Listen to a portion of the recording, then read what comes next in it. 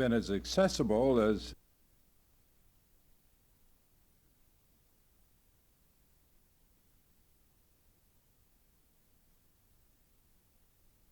we are seeking additional access to the sales tax, which is collected in the state, as a long-term, predictable source of revenue for the cities of California.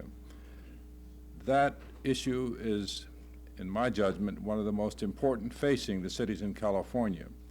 In Washington, the question of the grants which we have received, now ranging over $800 million a year, is in large measure due to the travels which I've made to Washington and my advocacy of these programs.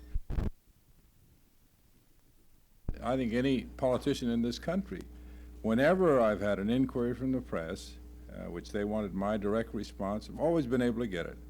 I don't remember any instance in which I've not returned a call, not answered a question, not been available. That has always been true, and it always will be true as far as I'm concerned. Why did it take so long to set up this very press conference? Reporters have been trying for quite some time. Well, I don't know how long you've been trying, but I know that as quickly as I could fit it into my schedule, I do have a number of things to do, but as soon as I could fit it into my schedule, I did. Mayor, are you spending too much time out of the city traveling? Let me put the travel into its proper context. I have always pledged to travel on behalf of the interests of this city. I make Washington and Sacramento my primary targets because the long-term financial interests of this city is uppermost in my mind. The question of long-term financing from the state of California is going to be one of the critical issues facing us this year. I've been working on that matter as Vice President of the League of California Cities for some time. Has just asked me to assume the co-chairmanship of a task force on revenue sharing. That issue is going to be up for reauthorization next year. It is critical to our financial problems would be very difficult. And we have been able to survive for three principal reasons. One is that the state surplus, which we were told would not be available to any city in California, and that was just a week before the June 6th election. With our efforts in lobbying, we were able to get $250 million distributed to the cities. Los Angeles got about $82 million of that. We froze hiring. We have not continued filling positions that became vacant. We now have something like 2,000 positions that are vacant. We did not give a salary increase. With those measures taken, we have been able to get through this year without any major disruption, without any massive layoffs. Next year, we're hoping to get some of the surplus, which is developed in Sacramento, and if we do, that will help. We're going to make it, I'm confident, but we have already suffered a loss in services, and that will continue as we get by with a reduction in our revenues from the property tax base amounting to 1/4 of our budget.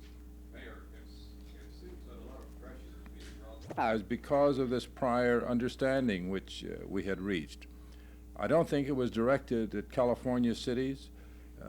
It was, I think, the outgrowth of yesterday agreed with us that we should have an extension. They've now given us until April 1st, so that a smooth and careful committee, the Los Angeles Organizing Group, and the IOC met in Lausanne on the 29th of January.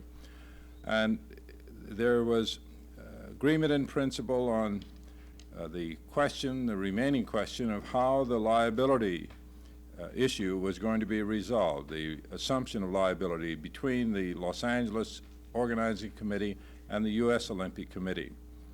That was agreed upon. They now have to put it in writing. The U.S. Olympic Committee will vote on that on the 10th of February, and it is my guess that it will be approved and that the agreement, second agreement, will then be signed with the IOC, and we'll proceed with the planning for the games.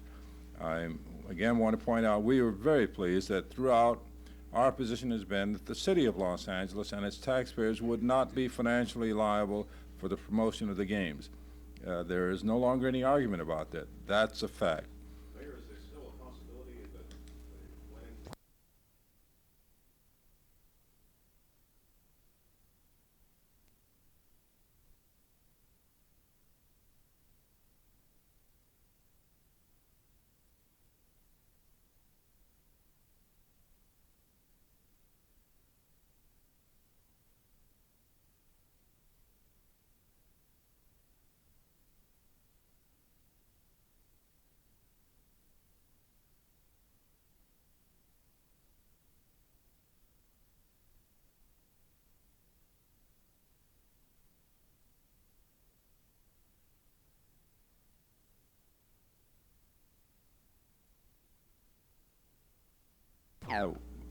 No one had yet talked with Father Bowler to determine whether or not he would take it.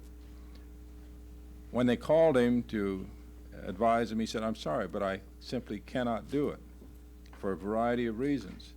And the whole thing looked as though it was going to fall apart.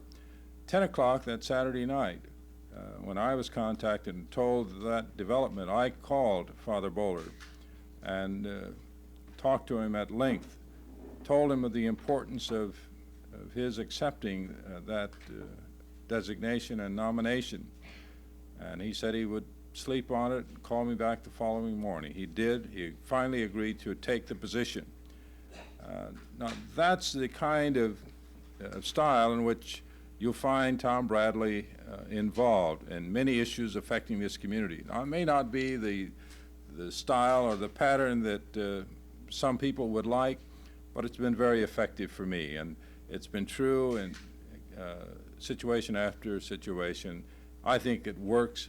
I believe that that the question of getting a resolution to a problem is more important than Tom Bradley getting a headline or getting the credit for it.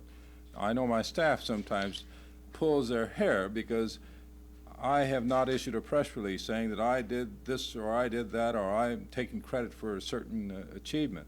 But I believe that it's more important in many cases that you exercise leadership without it showing, without claiming credit for it. The ultimate result, I again will meet with the press individually or in a group based upon availability and based upon your desire. Anytime you've got something you want to ask me and you want to ask it direct, there are times when it is something which can just as easily be conveyed to you by my press representatives. But if there's something you want to talk to me about and you feel that you've got to hear it directly from me, don't hesitate to say that, and I'll respond to you wherever it is. Mayor, in recent weeks, it's come to light both